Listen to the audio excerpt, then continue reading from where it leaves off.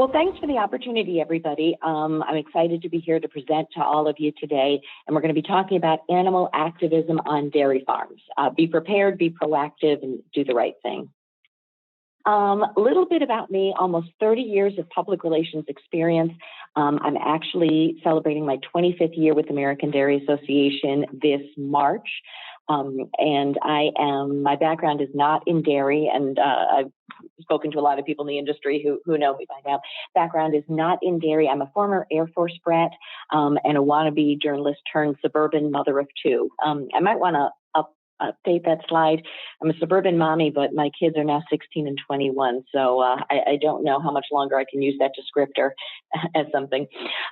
Crisis team lead for over 10 years with American Dairy Association. So, or as the way I like to describe it is, if something goes wrong, I've generally been involved with it somehow. Just a couple of quick seconds on our organization, American Dairy Association Northeast. As most of you probably know, American Dairy Association Dairy Council merged about, I guess we're going on 4 years ago with our sister unit to the south. We now represent dairy farmers in New York, Pennsylvania, Maryland, Delaware, New Jersey, and Northern Virginia. So altogether about 10,000 plus dairy farms marketing milk to about 50 million consumers. And then over on the right, really our mission is to provide value to dairy farmers by using checkoff dollars to deliver a comprehensive strategic marketing program. Our communications goals, or my communications goals really as the team lead for issues in crisis, are to establish our position as a provider of timely, accurate, and credible information regarding the situations to both internal and external stakeholders. That sounds like a mouthful. Basically, we want to make sure that we're communicating accurately and effectively to all target audiences. Three different sets there. You know, communicating is one thing, accurately is another, and certainly effectively is more difficult as well. We want to make sure we're responding to media quickly and ensure that our voice is heard, that we're part of the conversation, part of that dialogue. We will continue to monitor media, social, and internal dialogues to evolve communications as needed, because our overall goals are to protect the reputation of individuals and groups within the dairy community and certainly maintain farmer, customer, and consumer confidence, all three. So just a little bit about the background work that we do at American Dairy Association for crisis management. Really, the big task here is maintaining a state of readiness to respond to a crisis or emerging issue affecting dairy. We do a lot of issues monitoring locally and nationally, and both with traditional and social media. And these are some of the categories below. The area of animal care, cow living conditions, large farming versus small farming concerns that we hear about, those sorts of things, food safety, antibiotics, GMOs, pathogens, dairy in the diet, protein, lactose intolerance, full-fat dairy, and sustainability.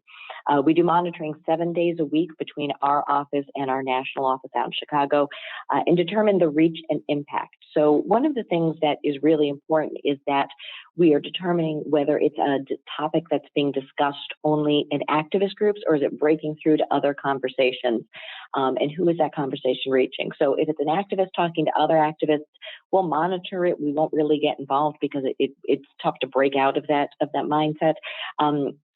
If it is breaking out of just the activist chain and working its way into actual consumer groups, that's when we'll start to get more aggressively involved. And one of our strategies to help keep the conversation positive is make sure that we're filling the pipeline with positive stories. And I know I've worked with a lot of people on this call over the years, helping to place those stories, helping to identify farmers and farm topics that can help, have positive news about dairy out there. So getting to our topic today, animal activists oppose modern farming. No surprise there. One of the things that I think is most interesting about this is, when I started with American Dairy 25 years ago, you could find animal activists. They were easy to spot. It was the kid in the green mohawk with the earring through his nose and a studded collar. So you didn't ever, there were clearly one side or the other. Activists have really evolved over the last several years to being more flexible. So I like to say there's an activist for all occasions. So if you are somebody, if you are a consumer and you're concerned about environment, well, you know what? You're right. You shouldn't be eating animal products then, because as we all know, dairy farms and other livestock are destroying the environment. They're destroying the waterways. They're destroying the soil, making us all sick. If you're concerned about food safety and nutrition, well, guess what? Me too. And those CAFOs, you know that there's nothing safe happening on those CAFOs. Nobody's regulating them. No one is monitoring them. The nutrition of dairy products aren't very good. So public health, animal well-being, impact on rural communities. Because over the years, the activists have gotten pretty smart. They know that issues with more public appeal have greater effect. They've realized that they can't keep a narrow target the way that they might have in the past, and that there are all these little niche audiences. And if they can gather some of these niche audiences together, they can certainly have greater impact. I did a presentation years ago, and it was showing pictures, ads that PETA had run, and one of them was Justin Bieber, and one of them was, I'm blanking on his name, one of the other boy bands, cute little teenage boys that was singing at that time. And it was the two topics they were going after were having your animals spayed or neutered. And again, I call that like a gateway topic. You find very few people who are saying, I don't think I'm going to stand up for not spaying and neutering animals. And then the other one was with the other kid was not leaving your animals in hot cars when the temperature is high outside. And again, you're going to find very few people who think like, no, I think the perfect thing to do is to bring my dog into a hot car, but this is how they work. They bring you in on something that's, we can probably all agree on, and then just keep moving you down the chain. So they've really evolved over the years. Their methods and motives, they use shock and sensationalism, pictures, video to gain media coverage, leverage for clients, public outcry, and always, always, always fundraising. Every single activist video campaign will always include that all-important link to, if you support our work, donate here at PETA.org, hsus.com, something like that. So collecting that information. So their methods and motives are to achieve veganism, changes to on-farm practices, and really it's not overdramatic to say the elimination of animal agriculture. And make no mistake, some of these groups are trying to appear more mainstream, talking about how they want to improve lives in rural communities, benefit small farms. They're trying to insert themselves between that small farm, large farm continuum. They want us all gone. And they'll go after certain groups first because they're easy targets, just like spaying and neutering your pets, just like not keeping your animals in a hot car. But it's just that road that they want to go down. This slide is shocking to me.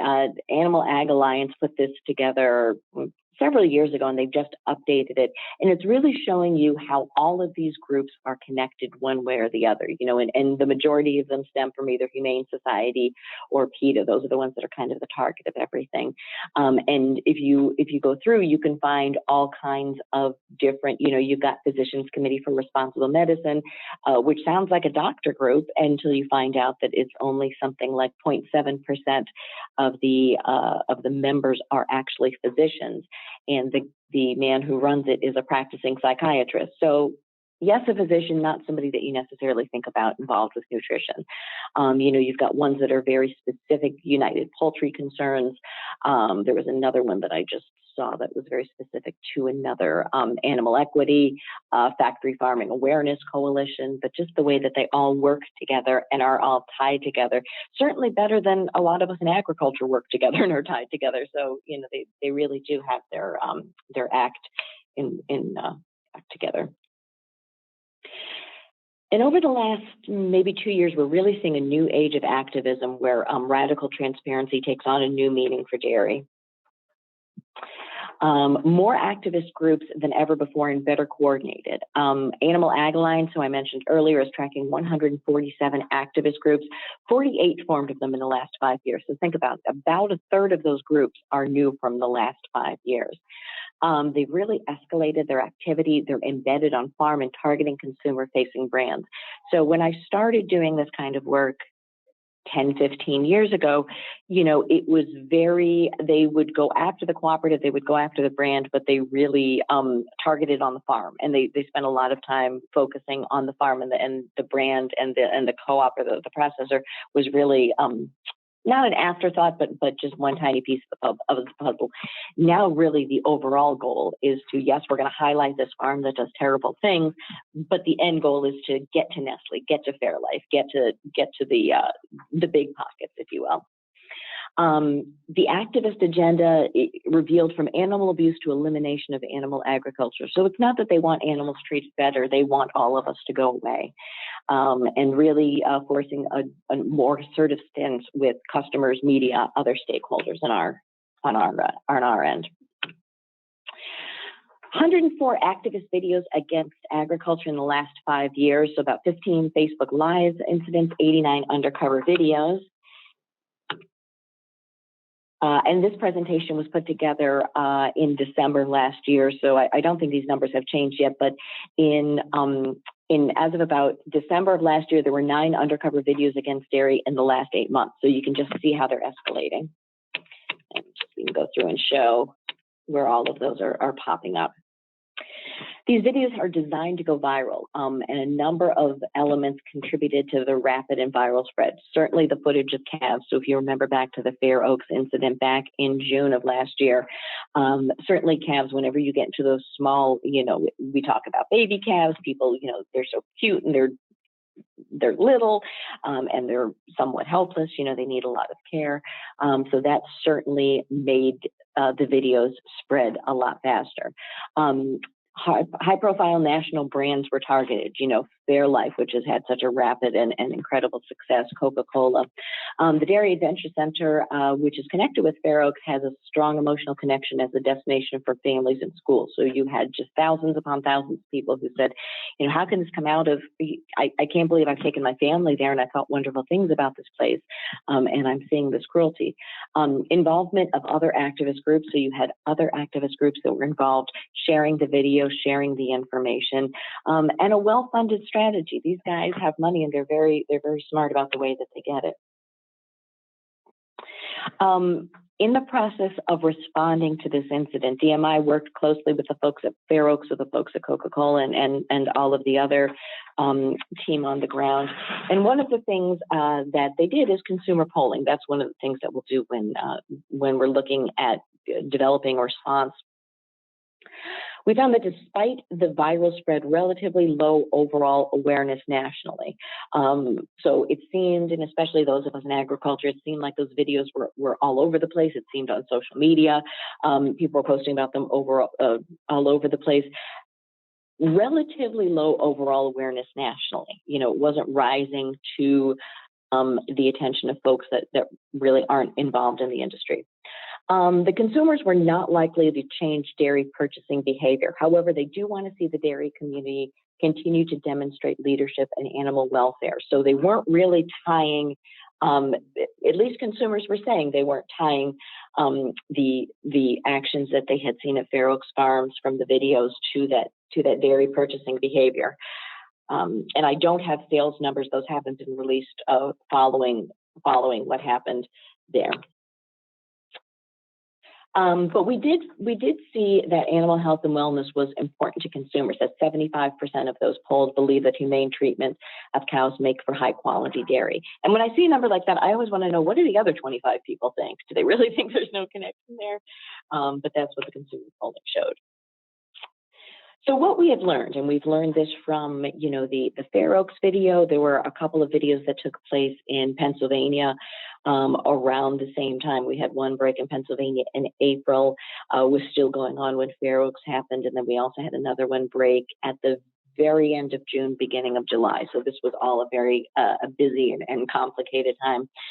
Once the video goes public, it is difficult to ease consumer concerns. You can't fight emotion with science. And certainly, if you've been through any kind of communications training, which I know we talk about this at my organization, it's tough for those of us in the dairy industry. We have all the science, we have all the facts on our side, but people really want to, they think emotionally, and especially when it comes to animals, being abused. You must condemn the act. It's really important that we as an industry, if there are things that are indefensible, that we don't try to defend them, that we don't try to explain them away. If there are things that need to be changed, or if there are protocols that the farm isn't following, we need to be very, we need to be upfront with that and not try to science our way out of it. We need to recognize the effect of the images on consumer perception, regardless of their source. So we can talk all we want about, well, you can't trust anything because it came from PETA, or, that was probably staged, or I think they coerced people to do that. And there's a conversation to be had around that. It is not when the video immediately comes out, because looking at it from the consumer's point of view, I don't care if they were, if those workers were coerced into doing something. They still did it. It doesn't make them less guilty. It doesn't make it less horrible. The only recourse once the video is hit is to manage and to mitigate. We had lots of discussions about this, and I'm sure many of you saw this video that Mike and Sue McCluskey did when they first heard about the potential, about the undercover videos happening on their farms. We've had lots of discussions about this. Get out in front of it or wait for the story to break. I wish I could tell you there's a clear-cut answer to this.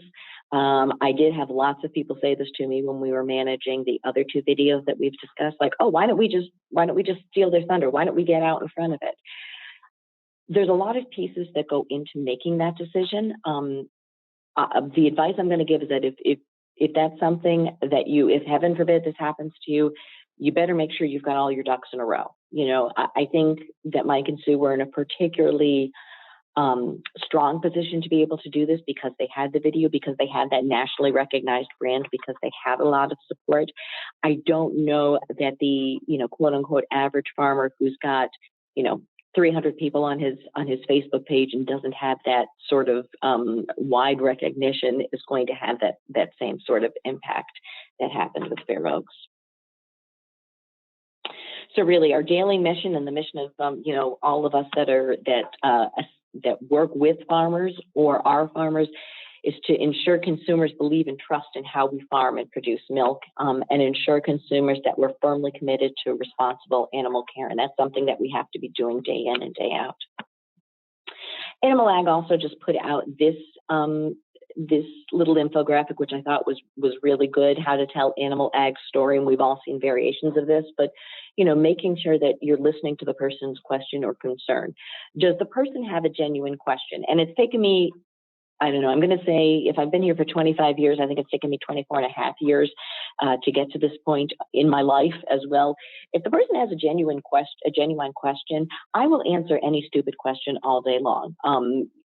If there's an actual legitimate question behind them. If they just want to argue, don't waste your time.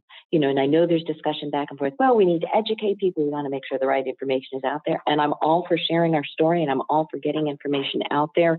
But I've also seen some folks that I thought were great advocates for the dairy industry and agriculture in general just get really burned out really quickly. And I remember talking to a woman once who said, I'm so exhausted. I was up till 2 a.m. Arguing with activists on Twitter. And I said, sweetie, they slept fine. And they also probably don't have a job to go to today. That's not a good use of your time.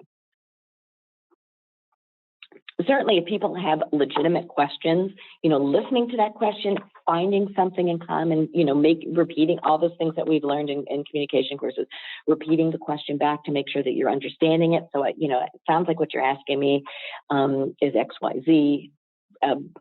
Telling that emotional story, offering up, then you can offer up the science background or the facts, that harder part of the question, and making yourself available for follow-up questions. These are all really good steps.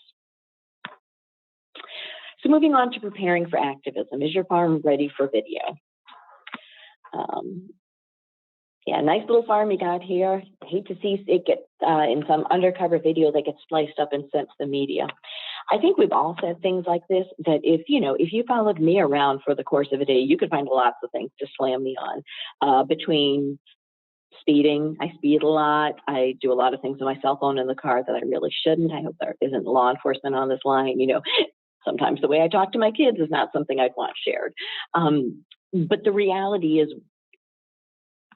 to maintain our social license to operate, farmers really have to make sure that they're doing everything that they can to that they are doing the right thing and that they're able to defend actions that they're doing on the farm.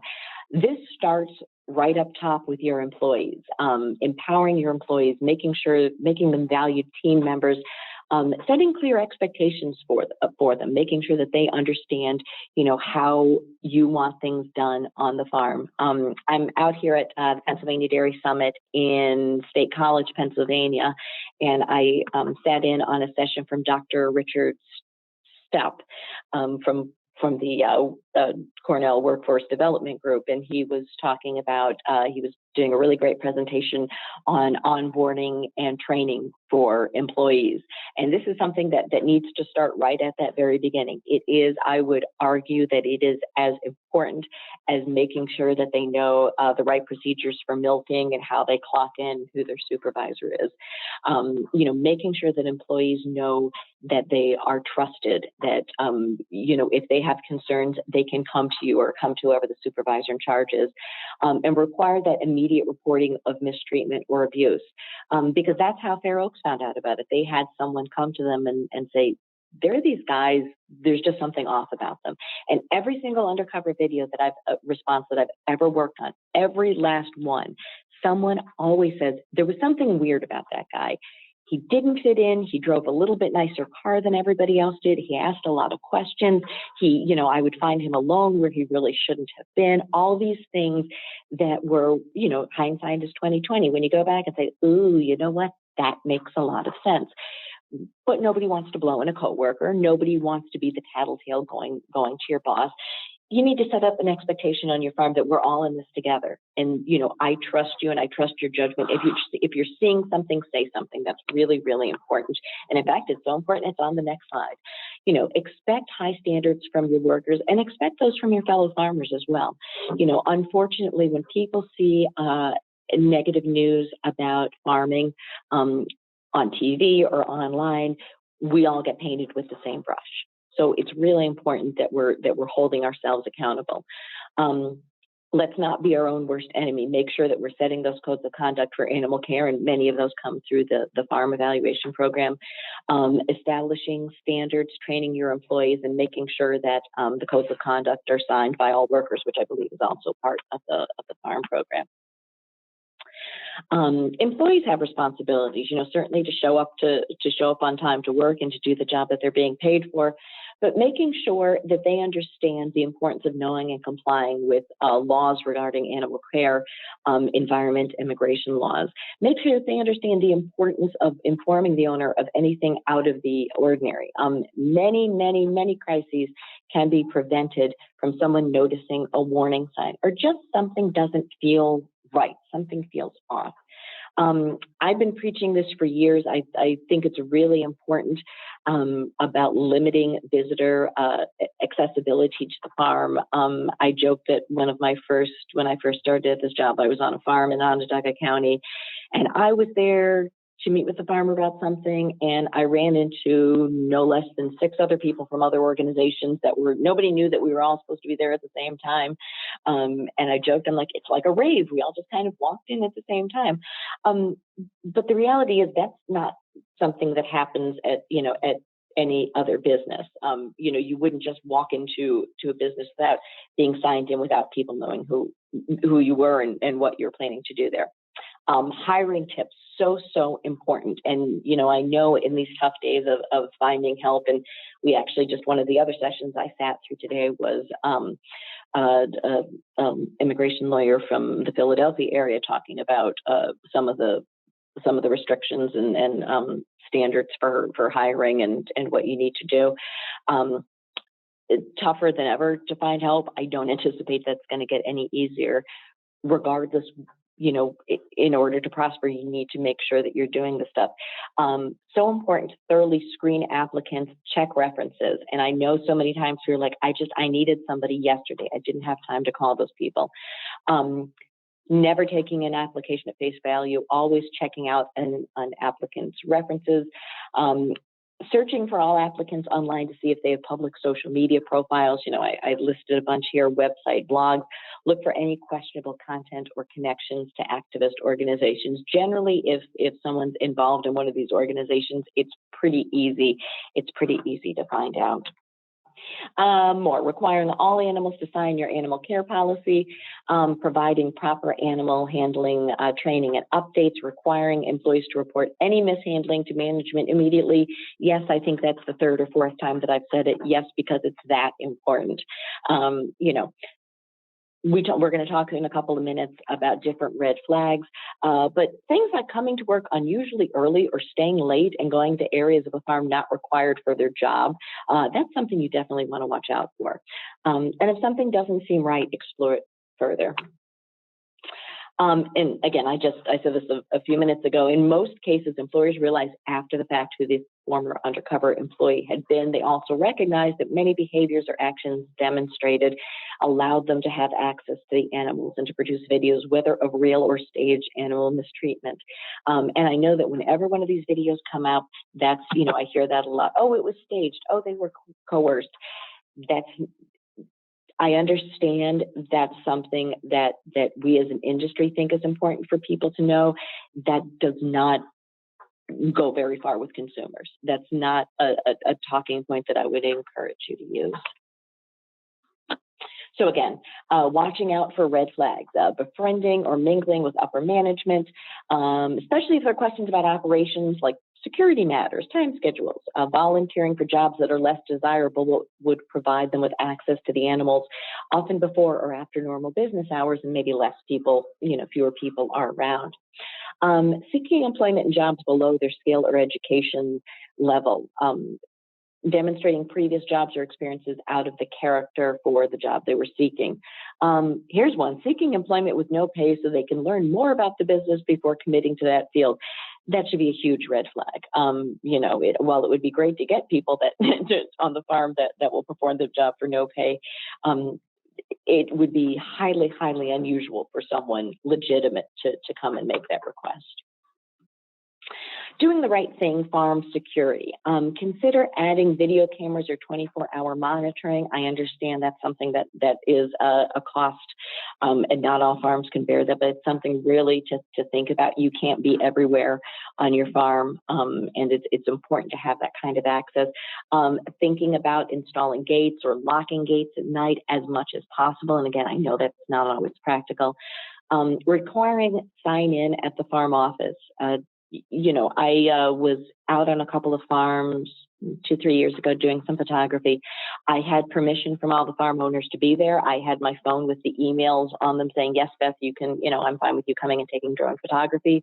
I made sure to check in at the farm office when I got there. And then my photographer and I just went and wandered around the farms. And I can't tell you how many people stopped and said, hey, that's a really cool camera.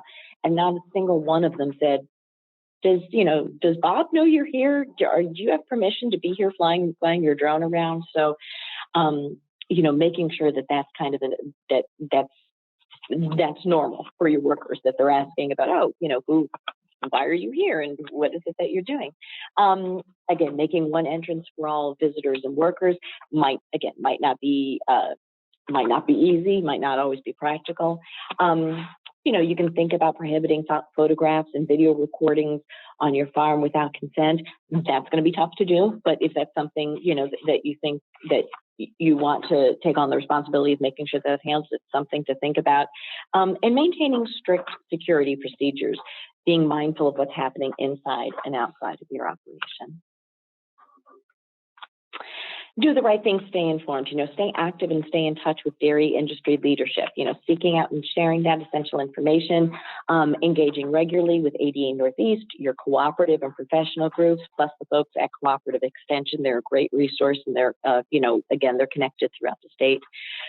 You can't afford not to be involved. You can't afford to not know what's going on in the community, and especially in the activist world. Okay, heaven forbid, what if your farm is the target? This is a very long list of to-dos. I'm not going to expect you to memorize any of them. And, if if again, heaven forbid this were to happen, this is something that ADA is going to be able to help you with, and we're going to walk you through this list. Your first step should be to treat and care for animals that were mishandled or abused. Call your veterinarian to ensure that they receive proper medical treatment. Call your co-op field person or processor, and certainly reach out to me. And my contact information is on the last slide. I am kind of addicted to my cell phone, so I answer calls, texts at all hours of the day or night. Within the first few hours, call an all-staff meeting to discuss what has happened and to review next steps. Be very clear about what you want your employees to do or not do during the crisis. So, for example, if protesters or the media approaches your employees with questions about the incident, ask them to not comment and to direct the questions to the appropriate farm spokesperson. One of the first things I do when we have a situation like this is I update these couple of documents and send them immediately to the farm. The first one is it's general protocol for on-farm visitors after an incident, and basically this is an example, a list of things that will happen that we're going to recommend to you. First thing we're going to recommend is that there is someone on the farm that doesn't work there, so a co-op field person, your cooperative extension rep. A trusted individual that can be on the farm helping you. Every single farm says, we don't need this, we can handle this on your own. I have gotten to the point now where I just plan to, if they don't tell me who they want on the farm, I'm just going to show up and do it myself, because it's really important that you've got somebody there kind of playing traffic cop. That person will be the person on site who can handle all requests, media, concerned neighbors, and or law enforcement, because you've got a farm to run and you've got things that you need to do, and you're probably going to be talking to other people. So good to have a kind of a traffic coordinator there. And it gives a little script here about what your employees, how you want your employees to handle questions that they get from people. So for example, hey, I'm a reporter. I'd like to talk to you about the charges of animal abuse on this farm. You know what? You need to talk to Bob. He's in the office. Let me walk you over there. Well, don't you have any opinions on this? You know what? You really need to talk to Bob. Let's walk over there now. Okay, well, fine. I'll just, I'll head over there. You don't need to walk me. For security reasons, we don't allow unaccompanied visitors on the farm. It's to protect the safety of our employees and our animals. So, none of this is rocket science, but I can tell you that when you're in those first hours after something like this happens, it's so helpful to have a script and to have a checklist like this. Same thing for this next document. This is a sample media policy for insert farm name. Just making sure that everyone knows that if something like this happens, this is the person who's going to handle media calls. This is how we want them handled. Get this information, get that information, and here's a script on how you can use if somebody approaches you on the farm. It's really important to know that everyone is speaking with one voice, because your employees are going to get questions. Anyone associated with the farm is going to get questions, and you can, to help control the message, to help control what's getting out, you really want to make sure that you're giving them that information. If your farm is targeted, certainly contacting law enforcement, your state veterinarian's office. Really important to ask your employees to remain vigilant about reporting any signs of mishandling or abuse of animals. Making sure that you are reviewing your best practices for animal care with your employees, reminding them okay, well, this happened and this was terrible. Let's just go back through those points so that everyone knows, how this is supposed to be handled.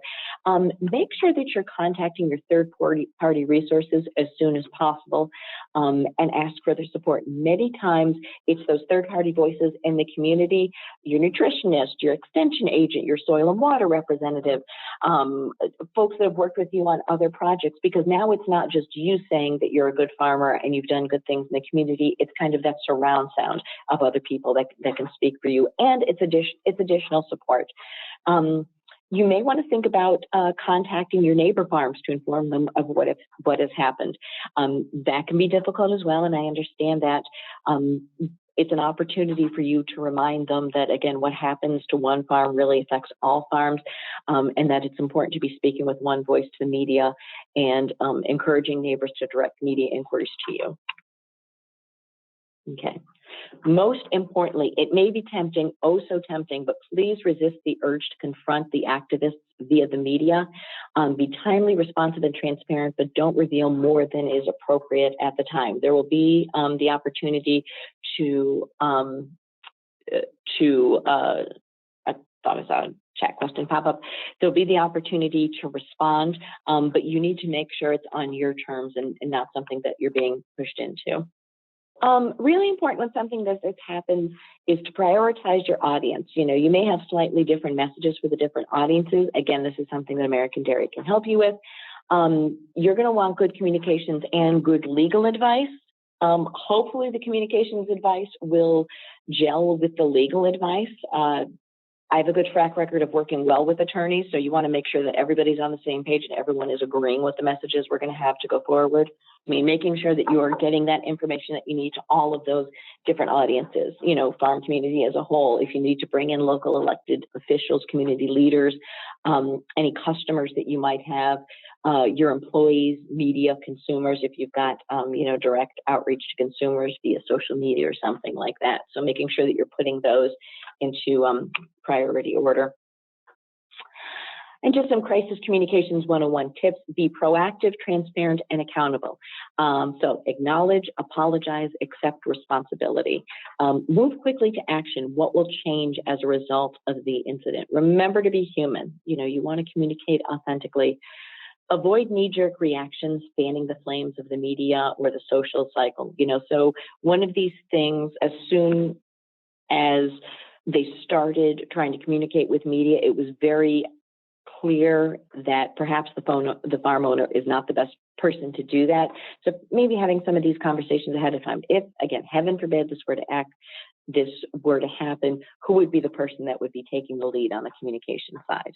You know, and it may not be the farm owner. The farm owner may be busy taking care of things on the farm. So just kind of thinking about that ahead of time. Final thought: be patient. These things have to run their course. Be strong. It takes a toll emotionally on you and your family. Again, yesterday at Pennsylvania Dairy Summit, Sue McCluskey of Fair Oaks presented, and she was talking about innovation and the kind of the life cycle of the Fair Life project, but did talk a little bit about the undercover video, because there's no way to, you know, there's really no way to tell the story without that. She said her advice would be, what she wishes she had done differently. She wishes that she had thought more seriously about mental health support for everyone involved. Because when you're under the gun with one of these things, it takes a toll emotionally on you and your family. You know, certainly if we can, American Dairy will do everything that we can to help. That's why I encourage you to have somebody on your farm kind of acting as traffic cop to help guide those inquiries, someone to do some of that, just some of that grunt work, so you don't have to deal with it. But making sure that you're checking in with people so that they're staying strong. And wait and know that at some point it will come to an end, and that we're going to work with your co-op and other leaders to support you. So that is, as I mentioned, that is my presentation. My contact information is right. Oops. Was right up there. There we go. Is up there right now. 491-3892 is my cell. Again, I'm a huge texter. That's probably the best way to get me, either to text or call.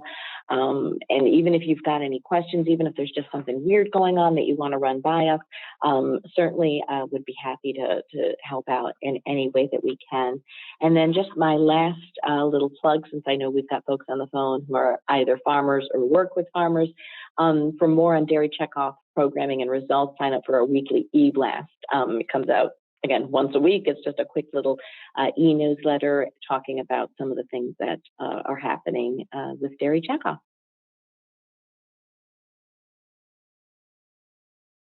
So a question that came in was, why wait for something to happen rather than prepare the documents in advance? So, you know, the ones that can be prepared in advance, I would certainly go ahead and do it. I think you could certainly do the sample media policy for farm in place, because that would go for anything that happens, right? The protocol for on-farm visitors in the event of a crisis, you know, you certainly could do that in advance. I think there's going to be some updates that would need to be made. And then I see this other question, does ADA have any training documents for employees so that they can be prepared? We do have some materials. We also offer the opportunity for us to come out and put together, work with the farm to put together a crisis plan. I really encourage farms to do that kind of thing so that, again, they've got some of these documents, they've got some of those checklists ahead of time. I know it's difficult because, you know, I want you to put together a crisis plan, and I know, again, hearing Dr. Stuff this morning, he wants you to put together an onboarding plan, and I know the farm folks want you to put together a plan for that, but, you know, some of this stuff does flow into each other, and certainly we can, you know, if farms are interested in that, they can reach out to us directly. And actually, just as I was listening to Dr. Stuff this morning, I was thinking that, you know, a lot of the stuff he's talking about with onboarding and training, this is stuff that could flow right into there. If you're talking about a checklist of things that you go over with employees when they first come on board, I would suggest that, you know, hey, P.S., here's a couple things, other things you need to know. Here's the media policy. If you get a question from a reporter at any time, you want to send it back to us. You know, if you're seeing something unusual on the farm, you know, we really think it's important that you're reporting that stuff back to us. So I think that can, you know, that can all flow in together. How would you recommend proactively communicating with consumers about undercover video and animal rights activist motives behind these videos, for example, over social media? You know, I am a big believer in not telling the activist story for them. I think it's much more credible to continue to fill that pipeline with good news. You know, the more I want farms putting stories out about the great care that they take of their animals, and I want them building that trust in the community in themselves as farms, rather than trying to explain why activists do what they do. You know, in the long run, you're going to get a lot farther with people having that relationship up front, if that makes sense. So I would, you know, if you're on social media, you know, and we certainly have, we're going to be talking more about social media next week and some of the great stuff to put out there. So for example, if there is, in response to the Fair Oaks video, and, you know, the first one had some really terrible stuff there with calves, I would not suggest that you say, hey, everybody, that those videos with calves were staged by activists who are just trying to get your money. I would suggest you just show videos, stories, pictures of the way that you take care of your calves every day. You know, that's going to be a lot more meaningful, because I think if you kind of I think if you tip your hand by saying I'm responding to stuff that's happened from the activists, you know, to what they're saying, then I think it lacks that credibility. Not that it lacks credibility, it kind of puts people in a defensive mode anyway. I think the more that people can see that they know you and that they are familiar with you, and I see some of the really great folks on social media that do a great job of this, that's what they do. Thank you, everybody, for joining, and have a great afternoon. And thank you, Beth. Thanks.